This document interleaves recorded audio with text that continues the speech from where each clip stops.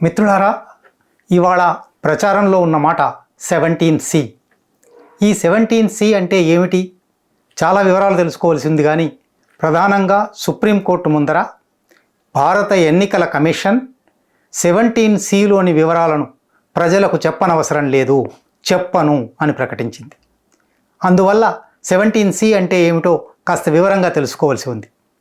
ప్రజలకు సంబంధించిన సమాచారం, ప్రజలు తమ నాయకులను ఎన్నుకునేందుకు, ప్రజాప్రతినిధులను ఎన్నుకునేందుకు వేసిన ఓట్ల సమాచారం ప్రజలకు చెప్పకూడదు, చెప్పను, చెప్పడానికి వీలు కాదు అని ఎన్నికల సంఘం సుప్రీంకోర్టు ముందర ప్రమాణపూర్తిగా చెబుతూ ఉన్నది. పారదర్శకత, ప్రజా భాగస్వామ్యం, ప్రజా ప్రాతినిధ్యం, పార్లమెంటరీ ప్రజాస్వామ్యం, ప్రాతినిధ్య ప్రజాస్వామ్యం అనే మాటలన్నీ అల్లకల్లోలమైపోయే స్థితి.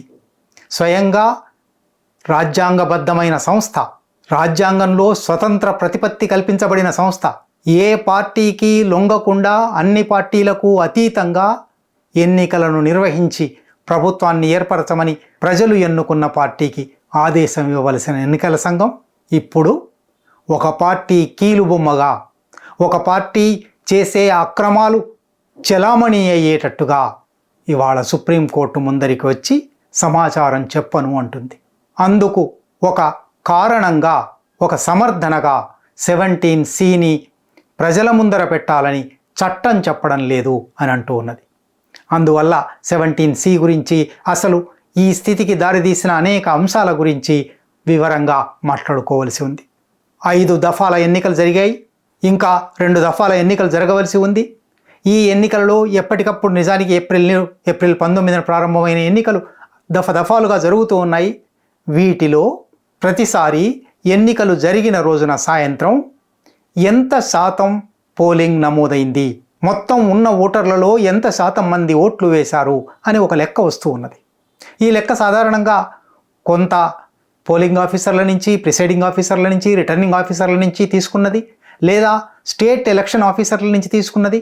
పత్రికల్లో, ప్రచార సాధనాల్లో విరివిగా వచ్చింది. ఎన్నికల సంఘం కూడా ఏ రోజుకు ఆ రోజు సాయంత్రం ప్రకటించింది. ఎన్నికల సంఘం సాధారణంగా గత ఎన్నికలలో 2014 కానీ 2019 కానీ 48 గంటల లోపల తన అధికారిక వెబ్సైట్ మీద మొత్తం పోలింగ్ పర్సెంటేజ్, ఎంతమంది ఓట్లు వేశారు అని ప్రకటిస్తూ ఉండేది. ఎంతమంది ఓట్లు వేశారు అనేది ఎందుకు కీలకమైన అంకె అవుతుందంటే, మళ్ళీ లెక్క పెట్టేటప్పుడు అన్ని ఓట్లే లెక్క పెట్టారా, అంతకన్నా ఎక్కువ లెక్క పెట్టారా, తక్కువ లెక్క పెట్టారా అనే ఒక వివరం కూడా తెలుసుకోవాల్సి ఉంటుంది. ఈసారి మాత్రం ఆశ్చర్యంగా మొదటి దఫాలో మొదటి రోజు 60% ఓటింగ్ జరిగింది అని ఎన్నికల సంఘమే ప్రకటించింది. రెండో దఫా 60.9% పోలింగ్ జరిగింది అని ప్రకటించింది. 11 రోజుల తర్వాత వీటిని అప్డేట్ చేస్తున్నాము, రివైజ్ చేస్తున్నాము, ఇప్పుడే అధికారికంగా ఇతర సమాచారం వచ్చింది అని చెప్పి మొదటి దఫాలో 66.14%, అంటే 6% ఎక్కువ. రెండో దఫాలో 66.71%, అంటే 6.1% ఎక్కువ ప్రకటించింది. మూడో దఫా అట్లాగే జరిగింది, నాలుగో దఫా అట్లాగే జరిగింది, ఐదో దఫా ఇంకా అప్డేటెడ్ రాలేదు. కనుక మొత్తంగా 4 దఫాలు గడిచిన తర్వాత కాంగ్రెస్ అధ్యక్షుడు ఖర్గే ఈ ఎన్నికల పోలింగ్ శాతాల సవరణలను, రివైజ్డ్ అప్డేట్ వర్షన్ల మీద ఒక అనుమానాన్ని వ్యక్తం చేస్తూ ఒక లేఖ రాశారు. అందులో ఆయన ఎందుకు ఇంత ఆలస్యం అవుతున్నది, ఇంత సాంకేతిక పరిజ్ఞానం వచ్చిన దేశంలో, డిజిటల్ ఇండియా అయిపోయింది అనుకుంటున్న చోట క్షణాల మీద, రోజులోనో కనీసం 48 గంటల్లోనో చెప్పవలసిన సమాచారం 11 రోజులు ఎందుకు ఆలస్యం చేశారు? అది మొదటి ప్రశ్న. రెండో ప్రశ్న, ఈ సమాచారంలో ఇంత 6%, 7% తేడా ఎందుకు వస్తూ ఉన్నది? మామూలుగా 1%, 2% తేడా రావడం అర్థం చేసుకోవచ్చు. 6%, 7% ఎక్కడి నుంచి ఈ ఓట్లు వచ్చాయి? ఇది మాత్రమే కాకుండా మూడో ప్రశ్నగా శాతాలు మాత్రమే ఎందుకు ప్రకటిస్తున్నారు? పూర్తి అంకెలు, ఎన్ని ఓట్లు ఉన్నాయి, మొత్తంగా ఎలక్టరేట్ పోలింగ్ ఓట్లు వేసే అర్హత ఉన్న వాళ్ళ సంఖ్య ఎంత, ఓట్లు వేసిన వారి సంఖ్య ఎంత అని ప్రకటిస్తే, అబ్సల్యూట్ నెంబర్స్, పూర్తి అంకెలు ప్రకటిస్తే శాతాలు ఎవరికి వాళ్ళు తీసుకుంటారు, శాతం మాత్రమే ఎందుకు ప్రకటిస్తున్నారు అన్నాడు. ఇది కొంతమందికి ఆశ్చర్యం కూడా కలిగించవచ్చు, శాతం చెప్పినా కూడా కనిపెట్టవచ్చు కదా అని. ఇంకా ఆశ్చర్యకరమైన విషయం ఏమంటే ఎంతమంది రిజిస్టర్డ్ ఓటర్లు ఉన్నారు, ఎన్ని ఓట్లు తొలగించారు, ఎంతమంది అర్హత తొలగించారు అనే సంపూర్ణ అంకెలను కూడా ఎన్నికల సంఘం దాచిపెడుతున్నది. కనుక శాతం ప్రకటించినందువల్ల శాతం ఆధారంగా పూర్తి అంకెను కనిపెట్టడం కూడా సాధ్యం కాదు. ఖర్గే ఈ ఉత్తరం రాయగానే ఎన్నికల సంఘం చాలా తీవ్రంగా స్పందించి ఎన్నికల సంఘం ప్రతిష్టకు భంగకరంగా మాట్లాడుతున్నారు, ఎన్నికల సంఘాన్ని అవమానించేటట్టు, దురుద్దేశాలు ఆపాదించేటట్టు మాట్లాడుతున్నారు. పోలింగ్ జరగగానే ప్రతి పోలింగ్ బూత్లోనూ పోలింగ్ స్టేషన్లోనూ 17C అనే ఒక ఫారం ఉంటుంది. ఆ ఫారం ప్రిసైడింగ్ ఆఫీసర్ నింపి ఎన్ని ఓట్లు పడ్డాయి అని రాసి దాన్ని ఏజెంట్తో సంతకం కూడా తీసుకొని పోలింగ్ ఏజెంట్లకు ఇస్తారు.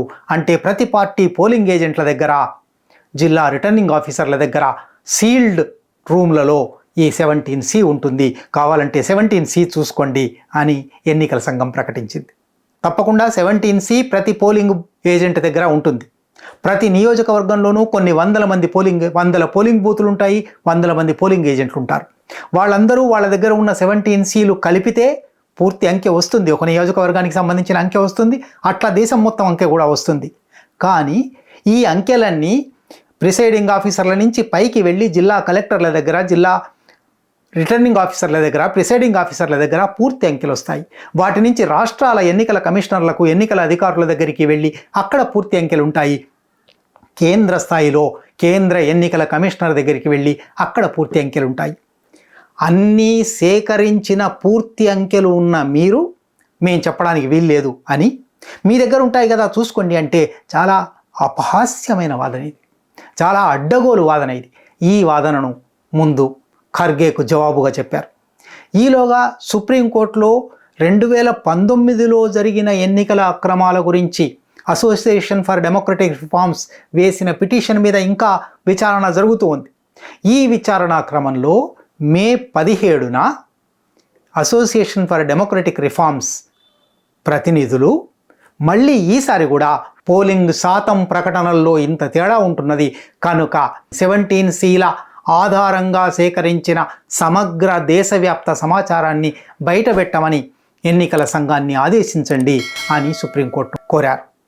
ఆ రోజు ఈ బెంచ్కి సుప్రీంకోర్టు ప్రధాన న్యాయమూర్తి, భారత ప్రధాన న్యాయమూర్తి జస్టిస్ చంద్రచూడ్ కూడా కూర్చొని ఉన్నారు. ఆయన ఎన్నికల సంఘాన్ని 17C సమాచారాన్ని ఎందుకు ఇవ్వడం లేదు, వారం లోపల చెప్పండి, లేదా 17C సమాచారం చెప్పండి అని ఆదేశం ఇచ్చారు. ఈ ఆదేశానికి జవాబుగా మే 23న ఎన్నికల సంఘం ఒక పెద్ద కొన్ని వందల పేజీల ప్రమాణపత్రం దాఖలు చేసింది. ఆశ్చర్యం వేస్తుంది. ఒక్కసారి మీరు 3 నెలల వెనక్కి వెళ్తే స్టేట్ బ్యాంక్ ఆఫ్ ఇండియాతో ఎలక్ట్రల్ బాండ్స్ విషయంలో ఇటువంటి సుప్రీంకోర్టు ముందర ఇటువంటి చర్చ జరిగింది. అప్పుడు స్టేట్ బ్యాంక్ ఆఫ్ ఇండియా కూడా అది చేయడం సాధ్యం కాదు, మాకు సాంకేతిక సామర్థ్యం లేదు, అది సమాచారం ఎక్కడెక్కడి నుంచో సేకరించాలి, దానికి చాలా సమయం పడుతుంది, అది బయట పెడితే దుర్వినియోగం జరుగుతుంది, అయినా అది ప్రజలకు తెలియవలసిన అవసరం ఏముంది, అనేక మాటలు చెప్పారు. చివరికి సుప్రీంకోర్టు మొట్టికాయలు వేసి ఎన్నికల బాండ్ల సమాచారం బయట పెట్టవలసిందే అని స్టేట్ బ్యాంక్ ఆఫ్ ఇండియాను ఆదేశించింది. ఇప్పుడు కూడా ఎన్నికల సంఘం ఆ పిటిషన్లో తాన ప్రమాణపత్రం ప్రమాణపూర్తిగా సత్యమే చెప్పవలసిన, ప్రమాణపూర్తిగా ఉన్న వాస్తవం చెప్పవలసిన, ఎవరికి వాస్తవం? ప్రజలకు వాస్తవం. ఎందువల్లంటే అది ప్రజల సంస్థ, అది రాజ్యాంగబద్ధ సంస్థ, ప్రజలు కట్టిన పన్నులతో నడుస్తున్న సంస్థ, స్వతంత్రంగా వ్యవహరించవలసిన సంస్థ. ఆ సంస్థ సుప్రీంకోర్టు ముందర మే 23 దాఖలు చేసిన పిటిషన్లో మొట్టమొదలు మీరు అడిగిన పని చేయడానికి చాలా సమయం పడుతుంది, అంత త్వరగా చేయలేము. 29 రాష్ట్రాల ఎన్నికల ప్రధానాధికారులు ఉంటారు, లేదా కేంద్రపాలిత ప్రాంతాల ఎన్నికల ప్రధానాధికారులు ఉంటారు. ఒక 30-40 చోట్ల నుంచి సమాచారం ఇప్పటికే వచ్చి ఉంటుంది. ఇది ఒక కాగితం మీద పెట్టి సుప్రీంకోర్టుకు ఇవ్వడానికి సమయం కావాలి అనడం ఎంత హాస్యాస్పదమో చెప్పనక్కర్లేదు. అది మాత్రమే కాదు, ఎన్నికల యంత్రాంగంలో గందరగోళం జరుగుతుంది. ఎంతమంది ఓట్లు వేశారు అని లెక్క చెబితే ఎన్నికల యంత్రాంగంలో గందరగోళం ఎందుకు వ్యాపిస్తుంది? గత 2 దఫాల్లో, 3 దఫాల్లో, 4 దఫాల్లో ఎంతమంది ఓట్లు వేశారు, ఇది బహిరంగ సమాచారమే కదా. ఇది చెప్తే ఎన్నికల యంత్రాంగంలో గందరగోళం రావడం ఏమిటి? అది కూడా అయిపోయింది. టెక్నికల్ ఎబిలిటీ, మాకు ఇది చేసే సాంకేతిక సామర్థ్యం లేదు. దేశంలో 99 కోట్ల మంది ఓటర్ల ఎన్నికలు నిర్వహిస్తున్న, 7 దఫాలలో నెలన్నర పాటు ఎన్నికలు నిర్వహిస్తున్న ఎన్నికల సంఘం హఠాత్తుగా ఇప్పుడు వచ్చి మాకు సాంకేతిక సామర్థ్యం లేదు అంటూ ఉన్నది. అది కూడా పక్కన పెట్టండి. ఈ సమాచారం బయటపెడితే, అంటే ఎంతమంది ఓట్లు వేశారు అనే సమాచారం బయటపెడితే దాన్ని దుర్వినియోగం చేస్తారు, దాని ద్వారా కొంటె పనులు చేస్తారు, మిస్చీఫ్ చేస్తారు, అంకెలను తారుమారు చేసి మార్చి ఓటర్లను ప్రభావితం చేయడానికి ప్రయత్నిస్తారు. నిజానికి ఇవన్నీ సాకులు, కుంటి సాకు. ఇట్లా ఎవరైనా చేస్తే అది చట్టబద్ధమైన నేరం. ఆ నేరం మీద వాళ్ళని శిక్షించవచ్చు, ఆ నేరం చేయకుండా అడ్డుకోవచ్చు. ఒకవేళ అటువంటి తారుమారు అంకెల ప్రకటన జరిగితే వెంటనే ప్రభుత్వం, ఎన్నికల సంఘం అధికారికంగా వాస్తవం ఏమిటో ప్రకటించవచ్చు. ఎవరో మార్పు చేస్తారు, ఎవరో దుర్వినియోగం చేస్తారు కాబట్టి సమాచారం చెప్పం, పారదర్శకంగా ఉండం అని అనడం అంటే, ఇవన్నీ చేస్తే ఎన్నికల సంఘం ప్రతిష్ట దెబ్బతింటుంది అనే మాట కూడా వాడారు. అక్కడి నుంచి ఇంకా ముందుకు వెళ్ళి ఆశ్చర్యంగా 17C బయట పెట్టమని మమ్మల్ని ఆదేశించే చట్టం ఏదీ లేదు, అందువల్ల మేము ఈ పని చేయము. ప్రజల సమాచారం ప్రజలకు చెప్పమని అడుగుతుంటే ప్రజలతో పారదర్శకంగా ఉండమని ఆదేశించే చట్టం లేదు కాబట్టి మేము ఉండము అంటున్నారు. కానీ ఎన్నికల సంఘానికి సంబంధించిన చట్టంలో ప్రత్యేకంగా 2 కాగితాలను మాత్రమే, 2 దస్తావేజులను, 2 డాక్యుమెంట్లను మాత్రమే పేర్కొని ఆ 2 మాత్రం తప్ప మిగిలినవన్నీ పబ్లిక్ డాక్యుమెంట్స్ అని ఆ చట్టమే చెప్తుంది. కనుక 17Cని బయట పెట్టకుండా ఉండడానికి ఇవాళ ఎన్నికల సంఘం వేస్తున్న ఎత్తుగడలన్నీ, మాట్లాడుతున్న మాటలన్నీ పచ్చి అబద్ధాలు. ఎందుకు ఇన్ని అబద్ధాలు మాట్లాడవలసి వస్తున్నది? ఒక స్వతంత్ర సంస్థ తన దగ్గర ఉన్న సమాచారాన్ని ప్రజలతో పంచుకోమని సుప్రీంకోర్టు ముందర ఒక విచారణ జరుగుతున్నప్పుడు పంచుకోలేను అనడానికి ఇన్ని మాటలు ఎందుకు మాట్లాడుతుంది? ఇన్ని అబద్ధాలు ఎందుకు చెప్తుంది? ఇన్ని డొంకతిరుగుడు జవాబులు ఎందుకు చెప్తుంది? ఇది ఇంకా కొంచెం ముందరికి వెళ్ళాలి. ఎన్నికల ఓటింగ్ శాతం కొంత మారుతుంది. ఇంత విస్తారమైన దేశంలో మారుమూల కూడా పోలింగ్ బూతులు ఉండే చోట, ఆ మారుమూల నుంచి కొన్ని చోట్ల రాత్రి 10 దాకా ఎన్నికలు జరిగే చోట వెంటనే ఆ రోజు సాయంత్రానికే పూర్తి అంకె రాకపోవడాన్ని అర్థం చేసుకోవచ్చు. మర్నాడు ఉదయానికి, మర్నాడు సాయంత్రానికి కూడా కొన్ని చోట్ల నుంచి ఇంకా సమాచారం వస్తుండవచ్చు.